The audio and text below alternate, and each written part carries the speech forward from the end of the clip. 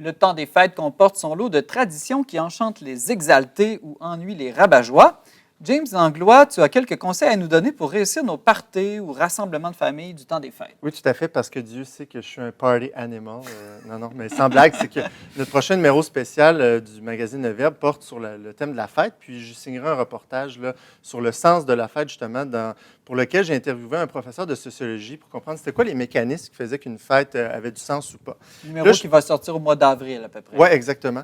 Puis là, je me suis dit que je ne pouvais pas garder cette sagesse-là pour moi, surtout quand il s'agit de parler du temps des fêtes, parce que ça s'applique aussi à toutes les fêtes en général. Puis tu l'as dit en intro de l'émission, Simon, l'expression temps des fêtes, hein, c'est un temps pour fêter Noël, jour de l'an, pour le commun des mortels, mais pour les grenouilles de bénitier comme toi, il y a aussi la Saint-Étienne, Saint-Jean, Saint-Innocent, Sainte-Famille, Saint-Sylvestre, Sainte-Marie, Mère de Dieu, et ça s'allonge jusqu'à la fête du baptême du Seigneur. Mon anniversaire de mariage, je le répète. Oui, c'est ça. En passant par la fête des rois. Bon. Bref, les occasions pour fêter ne manquent pas. C'est donc important de savoir fêter parce que sinon, ça peut être plate ou malaisant sur un moyen temps, comme on dit par chez nous. Vous ne trouvez pas que d'ailleurs, les parties, des fois, sont rendues un peu plates? On dirait qu'il ne se passe plus grand-chose. On n'est plus capable de fêter vraiment Noël. Hein? Ça manque d'enfants, peut-être. Ouais. C'est peut-être ça. Ou de mononcle un peu alcoolique. Bon, je vais y venir. Mais attention aux blagues de mononcle, par exemple.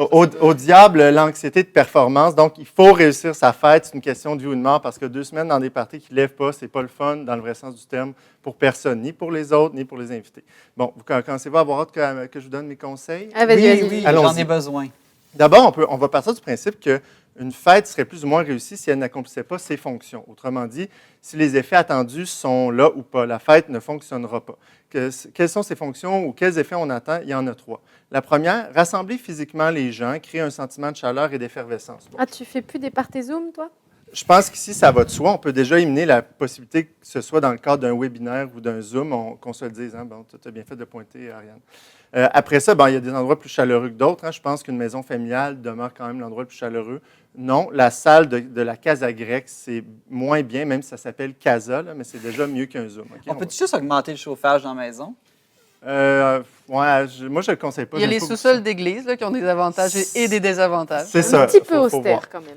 Deuxième aspect, que l'événement ait une signification pour une communauté qui s'accroche à des référents culturels. Bon, ici, le bas blesse un peu parce que Noël, au Québec, on le veut ou non, c'est quand même une fête chrétienne à la base, mais je trouve qu'on a beau dire maintenant que c'est la fête de la famille, là, comme j'ai vu dans les trucs d'école de ma fille l'autre fois, ou je ne sais pas trop quelle banalité autre, mais je trouve qu'il y a toujours comme cette espèce de fait non assumé au Québec. Hein, on se réunit, on décore, on échange des cadeaux, on se dit joyeux Noël ou à tout le moins joyeuse fête, mais de quoi? Joyeuse fête de quoi? Père Noël.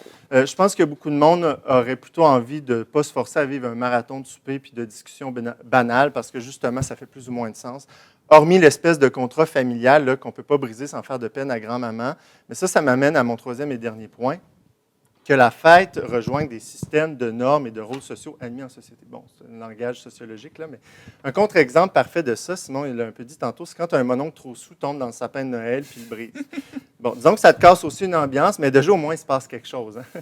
Sinon, mais il y a toute la question de la temporalité là-dedans des lieux, parce que la fête ne peut pas être trop courte ni trop longue, puis les lieux, puis le sens qu'on y accorde sont quelque chose là-dedans. Si on va au restaurant, les gens commandent, mangent, payent, le party est fini, merci, bonsoir, il y a un scénario prochaine.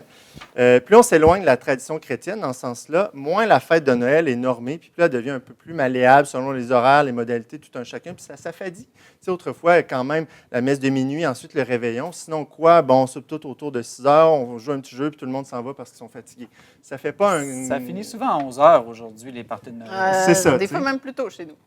Fait que, tu sais, c'est des éléments à prendre en compte. Bon, peut-être vous trouvez que je suis un peu trop cynique ou exigeant, là, mais j'ai juste envie que Noël retrouve un peu ses lettres de noblesse, puis que tout le monde passe une soirée mémorable en l'honneur du petit Jésus.